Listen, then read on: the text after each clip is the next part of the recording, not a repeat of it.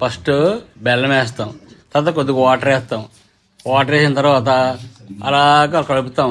అదే పాకం వచ్చిన వరకు ఉన్న ఒక అరగంట వరకు పాకం వచ్చిన తర్వాత అప్పుడేమి ఈ ఏలక పళ్ళున్న తర్వాత పంచదార కలిపి ఇది గ్రైండ్ చేసింది అది వేస్తాం.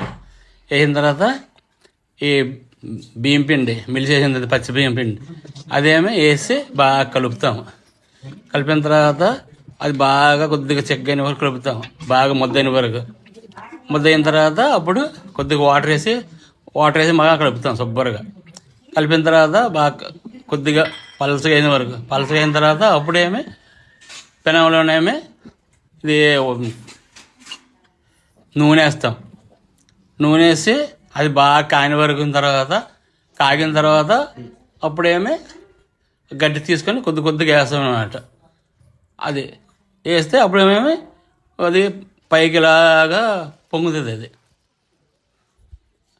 దీనిలాగా పొంగడంలాగా పొంగితే అది తిరగలు వేసిన తర్వాత అది కొద్దిగా వేగిన తర్వాత తీసి బయట తీసేస్తాం. లాస్ట్కి పొంగడాలు అయిపోతాయి. అది